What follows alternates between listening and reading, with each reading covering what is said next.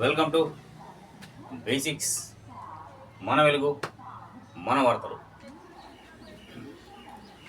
ఇక ఎప్పుడు ముహూర్తం బాగాలేదు.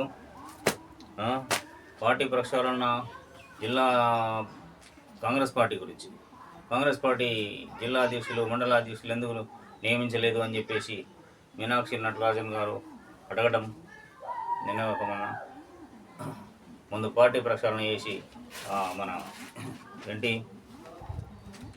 ఇది ఏమంటారు సంక్షేమ కార్యక్రమాలు ప్రజలకు అందుతున్నాయా లేదా, ప్రభుత్వం ప్రవేశపెట్టిన 6 గ్యారంటీలు కాకుండా రాజకీయ వికాసం కూడా యువతకు చేరుతుందా లేదా అసలు అనేది అనే కోణం ప్రక్షాళన జరుగుతుండగానే మంత్రివర్గాల విస్తరణ జరిగినట్టుగా ఈరోజు బ్రేకింగ్ అయింది. వచ్చేసింది ముగ్గురు కొత్త మంత్రులుగా ముగ్గురు: వివేక్ వెంకటస్వామి, కవంపల్లి సత్యనారాయణ, వాకాటి శ్రీహరి పేరు ఇందులో ఫస్ట్ టైం ఎన్నికైనటువంటి ఎమ్మెల్యే అనుకుంటా, బహుశా ఐ థింక్. వివేక్ వెంకటస్వామిని చాలా తెలివిగా దింపారు. ఏది ఏబిసిడి రిజర్వేషన్ పోరాటం జరుగుతున్నటువంటి ఇది ఒక కొలిక్కి వస్తుందని చెప్పేసి సరే, ఏది ఏమైనా సరే దళిత వర్గాల నుంచి మళ్ళీ కులం దాకా పోకుండా దళిత వర్గాల నుంచి ఒక మంత్రి క్యాబినెట్కి వచ్చిండు. కంగ్రాచులేషన్ కాకా వివేక్ వెంకటస్వామి. మనం పెడదాం, మనం ముందుగా పిలుచుకుందాం, గౌరవంగా పిలుచుకుందాం. మనం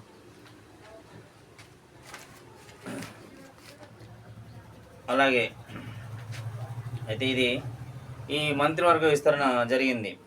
అయితే నేడు మధ్యాహ్నం 12 నుంచి 1 గంట మధ్య ఈరోజు ప్రమాణ స్వీకారం కూడా ఉంది. కేబినెట్ విస్తరణకు హైకమాండ్ ఓకే. ఢిల్లీ నుంచి హైదరాబాద్కు చేరుకున్న గవర్నర్ జిష్ణుదేవ్ వర్మ. అలాగే ప్రమాణ స్వీకారం కోసం రాజభవన్లో ఏర్పాట్లు, ఇవన్నీ చకచకా గడిచిపోతాయి. ఎన్నికలు అందులో ఆడే చాణక్యుడు నేర్పిపోయినటువంటి అవి ఏసి రిజర్వేషన్ ఎట్లయితుంది, పెంచాలి, అది చేయాలి, నువ్వు చేసేదంతా వివేక్ గారు మంత్రి గారు, ఇప్పుడు కాబోయే మంత్రి గారు, అయిన మంత్రి గారు, కాబోయే గతంలో అన్నప్పుడు అయిన మంత్రి గారు, మీరేమన్నా చేసిరా అంటే అట్స్ ఆఫ్ టు యూ. ఎందుకోసం అంటే ఇప్పుడు కాంగ్రెస్ పార్టీ మీద మాదిగలు నరవస్తున్నారు. ఇది కథ. కుల కుమ్ములాటలు, రాజకీయ పోరాటం. రాజకీయంలో జరుగుతున్న కులాలతో జరుగుతున్న రాజకీయాలు ఎన్నటికీ బాగుపడవు. కులాల బేస్ మీద జరుగుతున్నట్టు రాజకీయాలు ఎన్నటికీ బాగుపడవు. అట్లాంటి కులాలకు ప్రాతినిధ్యం లేకపోతే కూడా రాజకీయాలు నడవవు.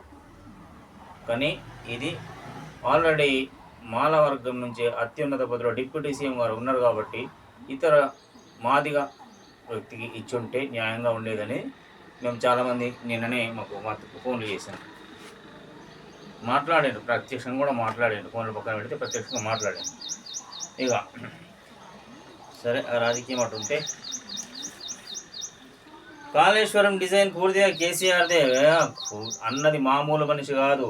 కొండా విశ్వేశ్వరరెడ్డి గారు, నాకు తెలిసి ఆయన ఎవరి మాట వినరు. ఎవరి మాట వినేవారు కాదు కొండా విశ్వేశ్వరరెడ్డి. ఎవరైనా తప్పు ఎత్తి చూపి మళ్ళీ పిలిచేవారు కాదు. ఎవరైనా తప్పు చూపితే మళ్ళీ పిలిచేవారు కాదు. ఇందులో ఈటల పాత్ర నామమాత్రం అన్న బీజేపీ ఎంపీ గూగుల్ మ్యాప్లు చూసి డిజైన్ చేశారని వెళ్ళాడు. Very good. గూగుల్ మ్యాప్ను చూసి కాళేశ్వరం డిజైన్ చేసినట్టు. ఇది రామాయణం కథ, మహాభారతం అన్నామా, అవన్నీ చూసి ఇంకా రాసి అందులో తీసిన అనలేడు. ఇంకా అవిటని తప్పైతుండే. గూగుల్ మ్యాప్ను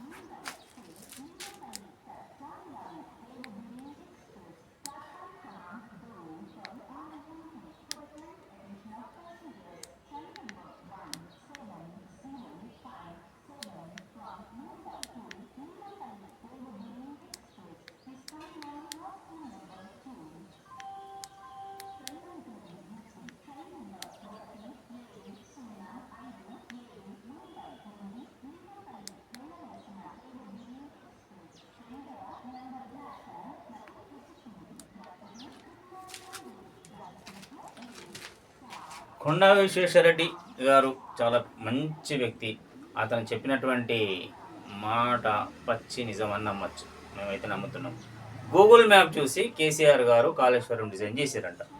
ఇది ఇక నవ్వు. గూగుల్ మ్యాప్ చూసి పోయి బురదలో పడి ఏదో ఏదో కుంట్లో పడ్డ కథలు కూడా ఉన్నాయి. కానీ ఇదేంది గూగుల్ మ్యాప్ చూసి ఒక డ్యామ్ డిజైన్ చేయడం? అమ్మ నవ్వుకోకపోతే అబ్బా ఒక బ్యాడ్ న్యూస్ అబ్బా. మేడిగడ్డ బ్యారేజ్లో 6 గల్లంతు. ఈతకు వెళ్ళి మునిగినం 4 యువకులు, 2 పిల్లలు, 3 రెస్క్యూ టీంలతో గాలింపు. మేడిగడ్డ నదులు కాళేశ్వరం ఏమన్నా మొత్తుకున్నారట బీఆర్ఎస్.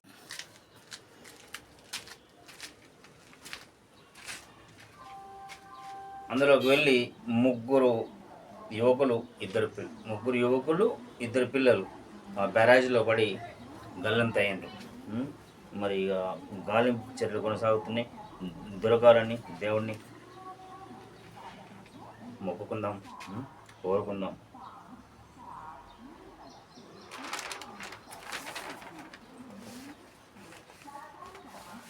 గల్లా పట్టి గ్యారంటీలు అమలు చేయిస్తాం. ఎవరు మాట్లాడుతున్నారు? దాసోజు శ్రవణ్ గారు. అండ్ రేవంత్ ట్రాప్లో బీఆర్ఎస్ పడదు. వివేకానంద అండ్ రేవంత్ రెడ్డి రివెంజ్ రెడ్డి అయ్యిండు. మరి నువ్వేమైనావు? అందులోకి ఇళ్ళకి వస్తే వీళ్ళకి అనకపోతే మరి నువ్వేమో నిన్నేమన్నా? శ్రవణన్న, నువ్వు కూడా పెద్ద రాజకీయ దురంధ యోధుడు కాదు అనడానికి. ఎలా